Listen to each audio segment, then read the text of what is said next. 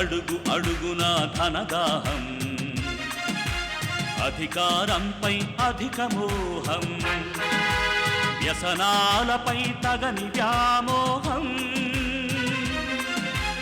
అడుగు అడుగున ధనదాహం, అధికారంపై అధిక మోహం, వ్యసనాలపై తగని వ్యామోహం. ఆధునిక సమాజమేవో ఆటవిక సమూహం, స్వార్థపరుల సందోహంలో ధర్మం ఉనికేవో సందేహం. మనసున్న మనిషికి ప్రతి నిమిషం ఎదురయ్యేను ఓ పద్మవ్యూహం, పద్మవ్యూహం, పద్మవ్యూహం. అడుగు అడుగున ధనదాహం, అధికారంపై అధిక మోహం, వ్యసనాలపై తగని వ్యామోహం.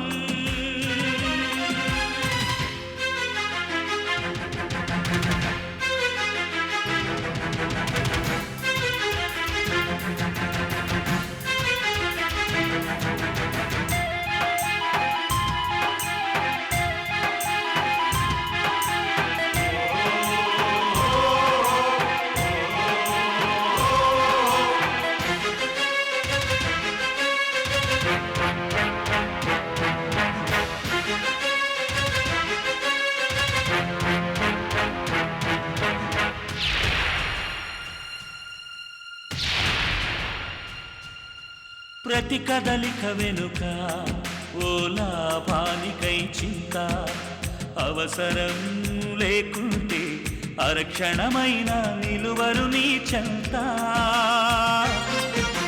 ప్రతి కదలిక వెనుక ఓ లాభానికై చింత, అవసరం లేకుంటే అరక్షణమైన నిలువరు నీ చెంత. ఇది కన్నీటినే వేలం వేసే కసాయి సంత, ఇది కన్నీటినే వేలం వేసే కసాయి సంత. విలువలకై వెతుకులాగా నేడొక పెద్ద వింత, విలువలకై వెతుకులాగా నేడొక పెద్ద వింత.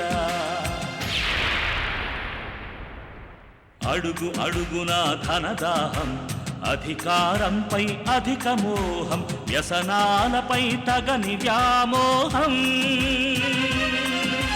పద్మవ్యూహం, పద్మవ్యూహం, పద్మవ్యూహం.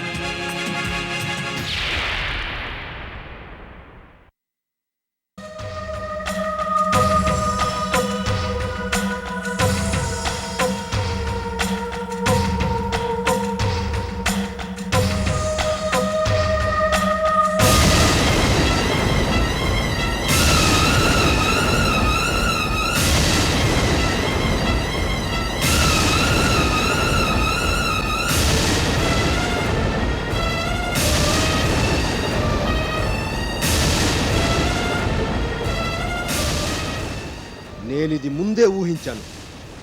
నిన్ను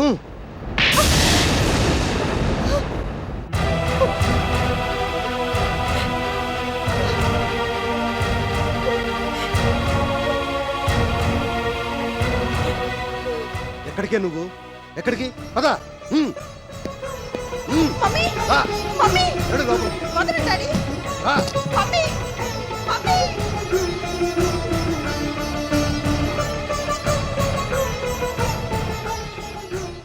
అలాగా? మమ్మీ నిన్ను శివ దగ్గరికి పంపిస్తుంటే నిన్ను లాక్కొచ్చి రూమ్లో పడేసి లాక్ చేశారా డాడీ? అవునరా అన్నయ్య, రూమ్లో పడేసి లాక్ చేశారు. మమ్మీ ఏం చేస్తుంది? ఏం చేస్తుందో ఏమో తెలీదు. పాపం మమ్మీ నా కోసం డాడీ చేతిలో దెబ్బలు తింది. కొట్టడం బాగా అలవాటైపోయింది ఆయనకి. పిల్లలు లేరు, పెళ్ళం లేదు, ఎవరిని పడితే వాళ్ళని కొడుతున్నాడు అనమాట. మనం ఎదురు తిరగనంత వరకే రేఖ. ఎదురు తిరిగితే ఏమవుతాడాయన? తల ఎక్కడ పెట్టుకుంటాడు? నాకు కూడా డాడీ మీద బాగా కోపంగా ఉందిరా అన్నయ్య. అయినా పెళ్ళైన తర్వాత ఇక్కడ నేను ఎందుకు ఉండాలిరా? నా ఇంట్లో నేను ఉండాలి, నా మొగుడుతో నేను ఉండాలి. మధ్యలో ఈయనేంటి? ఈ మాట నాతో కాదే అనాల్సింది, డాడీతో అనాలి. అంటే తెలిసేది ఆయనకి. పిల్లల చేత బుద్ధులు చెప్పించుకుంటాడేంటి? ఏం చదువుకున్నాడో ఏమో, బొత్తిగా కామన్ సెన్స్ లేకుండా పోయింది. సరస్సు విషయంలో కూడా అంతే. నా ప్రేమ, నా గొడవ, నా ఇష్టం. మధ్యలో ఈయనకేంటి అన్నిట్లో తలదూరుస్తాడు. అది సరే, అసలు గొడవ ఎక్కడ స్టార్ట్ అయింది? శివ మన ఇంటికి ఇల్లరికం రావాలట. ఎందుకు రావాలి? మన ఇంట్లో ఉంటే పద్ధతిగా ఉంటాడు, పరువులు పోవట. బయట ఉంటే పద్ధతులుండవు, పరువులు పోతాయని ఈయన గారికి భయమట. హ, అసలు పద్ధతిగా ఎందుకు ఉండాలి? నాకు తెలియక అడుగుతాను. ఈయన పద్ధతులు, ఈయన పద్ధతుల్లో పెరిగితే అంతే సంగతులు. దానికి నేనే పెద్ద ఎగ్జాంపుల్. సరే కానీ ఇంకేంటి సంగతులు? ఏమున్నాయిరా, ఇవే సంగతులు. సరే మరి ఉంటాను. Good night. Good night.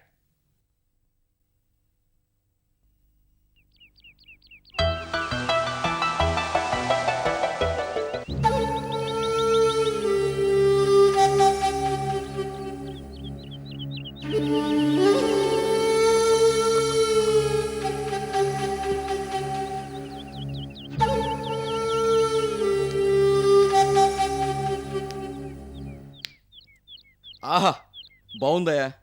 Tea bun రెండు బాగున్నాయి, చచ్చేంత రుచిగా ఉన్నాయి. ఇంకో టీ కొట్టు.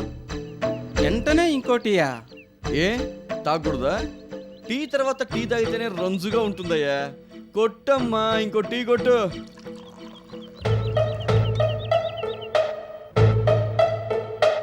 రారా వెళ్దాం.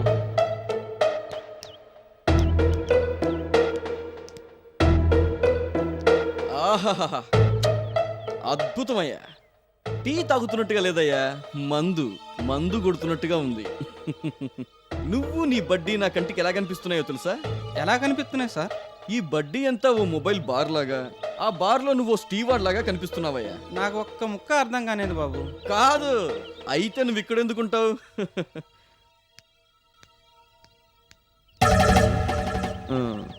ఏమయ్యా, ఇట్రావయ్యా. ఏటి బాబు? కూర్చోవయ్యా. నాకు చిన్న ఇన్ఫర్మేషన్ కావాలి, ఇచ్చుకుంటావా? చెప్పండి బాబు. ఈవిడెవరో నీకు తెలుసా? ఈ అమ్మ శారదమ్మ కదూ? శారదమ్మే, బాగా గుర్తుపట్టావు. నాతో చిన్న డౌట్ అయ్యా. ఏటి బాబు? ఈ కొట్టిక్కడ ఎప్పటి నుంచి నడుపుతున్నావు? 16-17 సంవత్సరాల నుంచి. అప్పటి నుంచి ఇలాగే ఉన్నావు? అవునండి. మార్పే లేదు? లేదండి. ఎందుకుంటుంది? ఆడవాళ్ళని గుర్తుపెట్టుకోవడంలోనే టైం అంతా అయిపోయింది. ఇక మార్పు ఎక్కడా? సరదా కన్నా లేవయ్యా, బాధపడకు. ఆ ఫోటో ఇలా ఇవ్వు. తీసుకోండి. శారద. శారదమ్మ గారు ఇక్కడే ఉంటారా? ఇక్కడే ఉంటారు బాబు, అదే ఇల్లు. ఇల్లు అదే లేవయ్యా, నాకు తెలుసు. కాకపోతే ఇల్లాలు మారిందేమోనని అనుమానం వచ్చి అడిగాను. బిల్ ఎంత అయింది? 2 టీ 1 బన్ను 5 రూపాయలు అయిందండి.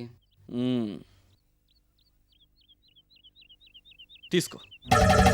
100 చిల్లర లేదండి. ఉంచుకోవయ్యా, టిప్ అనుకో. గెటప్ చూస్తే బికారిలా ఉన్నాడు. వీడి దగ్గర 100 నోటా అనుకుంటున్నావు కదూ?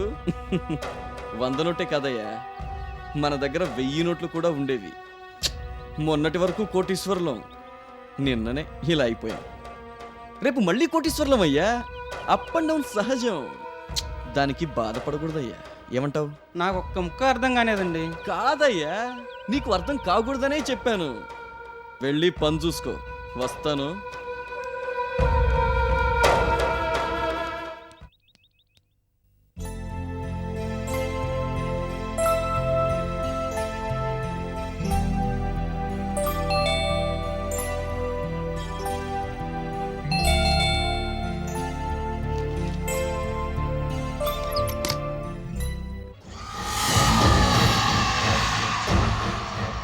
ఎవరండి మీరు? మీకెవరు కావాలి? శారద కావాలి అంటే నువ్వే కావాలి. నువ్వు నువ్వు సింహాన్ని, నరసింహాన్ని.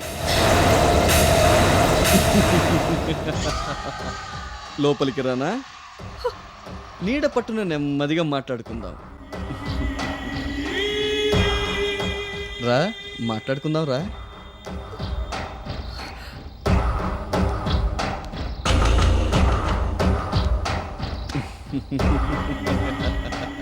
ఇంత వయసు వచ్చినా నువ్వింకా మారలేదా? చాలా మారిపోయాను శారదా. చూడు చూడు, తల నెరిసిపోయింది, మీసాలు కూడా నెరిసిపోయాయి. కానీ నెరిసిపోయింది ఒక్కటే, నీ మీద నా మనస్సు.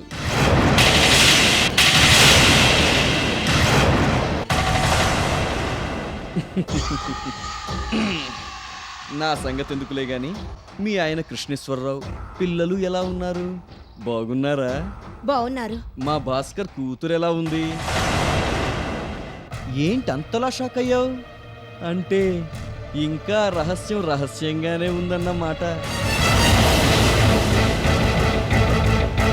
ఒకప్పుడు నీకు భాస్కర్కి పెళ్ళయిందని, అప్పుడు నీకు భాస్కర్కి ఓ కూతురని, తర్వాత భాస్కర్ పోయాడని, పోతే విడో అయిన నిన్ను కృష్ణేశ్వరరావుకిచ్చి మళ్ళీ పెళ్లి చేశారన్న సంగతి ఇంకా మీ ఆయన కృష్ణేశ్వరరావుకి తెలియదన్నమాట.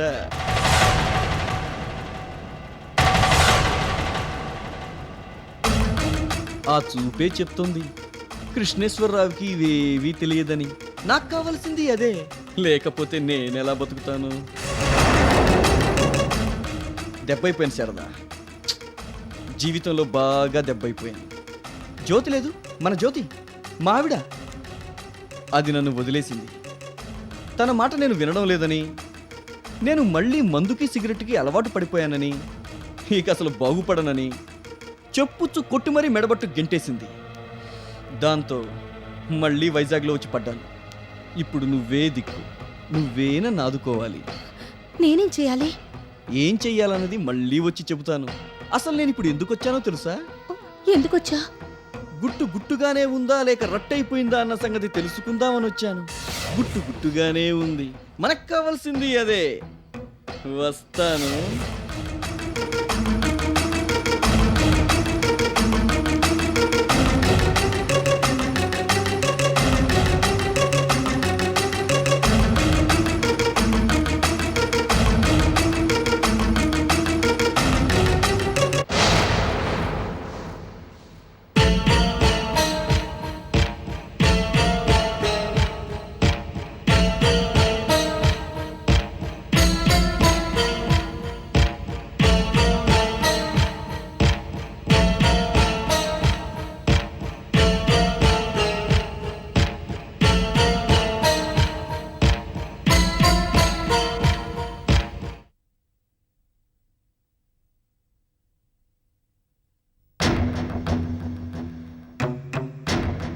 ఏంటి మమ్మీ, ఏంటలా ఉన్నావు? బాగా తలనొప్పిగా ఉంది రేఖ. డాడీ వల్ల ఇదంతా. నన్ను ఇంట్లో బంధించి నిన్ను కాపలా పెట్టి చాలా అసహ్యంగా ప్రవర్తిస్తున్నారు ఆయన. పాపం ఆయన్నేమనకే. ఇప్పుడు ఆయనేం చేశారు? ఆయనే చేశారంతా. లేకపోతే నేనెప్పుడైనా ఇలా చూసానా? నువ్వెంత డల్గా ఉన్నావు నీకు తెలుసా? దీనికి కారణం మీ డాడీ కాదు రేఖ, మీ డాడీ కాదు. ఇంకెవరు? నరసింహం. నరసింహమా? వాడెవడు? ఒకప్పుడు నా కాలేజ్ మేట్. వాడిందాకొచ్చి వచ్చి వచ్చి నన్ను బెదిరించాడు రేఖ. నిన్ను బెదిరించాడా? ఎందుకు? ఎందుకంటే గౌరీ ఉందా? ఉంది. తనెవరనుకుంటున్నావు? ఎవరు? నీలాగే అది నా కూతురు. అంటే సొంత కూతురే, నా రక్తం పంచుకు పుట్టిన కూతురు.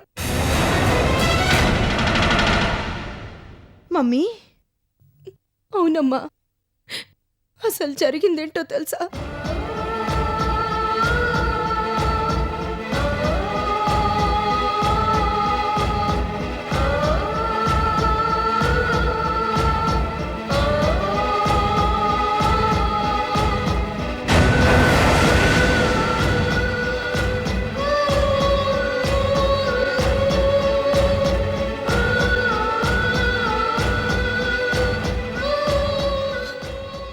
జరిగిందది రేఖ. కన్న కూతురైనా గౌరీ నా కూతురని చెప్పుకోకపోవడం, ఈ విషయం దాచిపెట్టి మీ నాన్నని నేను మళ్ళీ పెళ్లి చేసుకోవడం, ఇదంతా తెలిసిన నరసింహం దీన్ని మీ డాడీకి చెప్తానని నన్ను బ్లాక్మెయిల్ చేస్తున్నాడు. వాడెవడో బ్లాక్మెయిల్ చేయడం కాదు కానీ నువ్వు చెప్పిందంతా విన్న తర్వాత నీ మొహం చూడాలంటేనే నాకు అసహ్యంగా ఉంది మమ్మీ, అసహ్యంగా ఉంది. నువ్వు అసలు ఆడదానివేనా? అమ్మతనం నీలో ఉందా? డాడీని మోసం చేసి రెండో పెళ్లి చేసుకోవడం తప్పైతే గౌరీ అక్కను అనాథం చేయడం క్షమించరా నీ నేరం. నిన్ను నిన్ను ఛీ! I hate you mummy, I hate you. Rekha Rekha Rekha రేఖ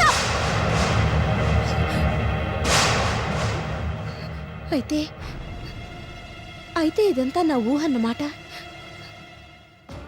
కానీ ఒకటి మాత్రం నిజం, గౌరీ నా సొంత కూతురు అన్న సంగతి, మోసం చేసి నేను కృష్ణేశ్వరరావు గారిని పెళ్లి చేసుకున్న సంగతి ఇటు పిల్లలకు గాని అటు ఆయనకు గాని తెలిస్తే నన్ను నన్ను అసహించుకోవడమే కాదు, నా ముఖం కూడా ఎవరు చూడరు. అందుకని ఈ రహస్యం ఇలాగే ఉండిపోవాలి. ఇలాగే ఈ రహస్యం ఉండిపోవాలంటే నరసింహం ఏం చెయ్యమంటే అది చెయ్యాలి. తప్పదు తప్పదు.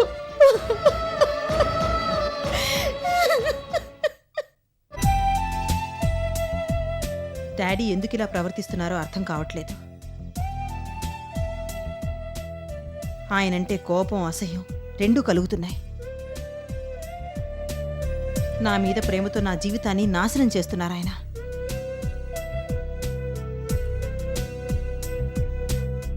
పాపం మమ్మీ నా వల్ల నానా ఇబ్బందులు పడుతోంది. మమ్మీ మీద ఇంతకు ముందు ఇంత ప్రేమ ఉండేది కాదు.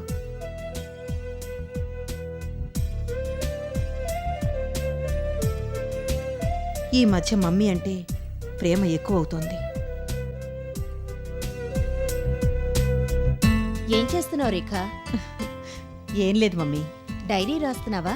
అవును మమ్మీ. ముందు కాఫీ తీసుకో. Thanks mummy. ఏంటి రేఖ ఆ బుక్స్ అన్ని అలా పడేశావు?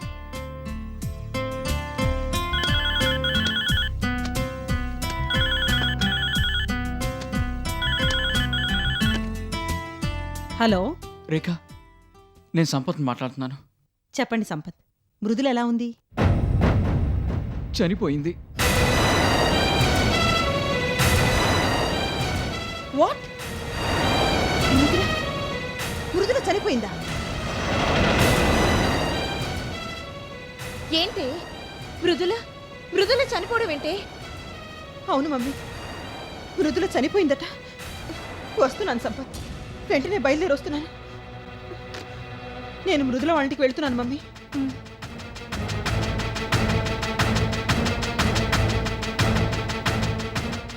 ఎంత పని జరిగింది పాపం మృదుల.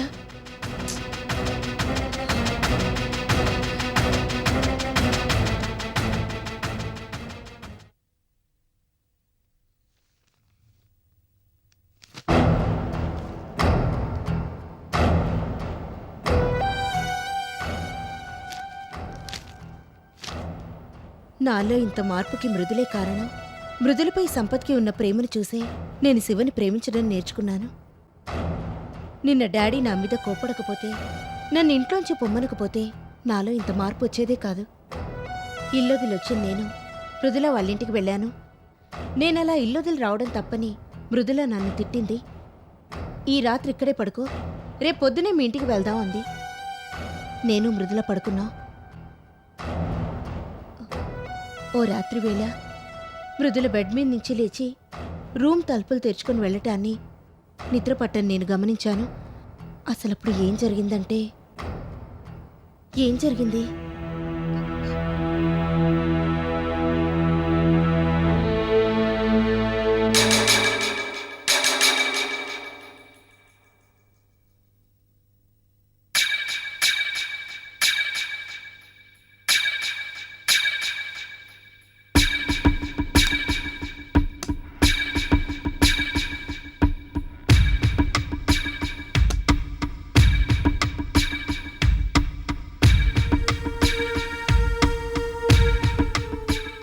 ఏంటిది?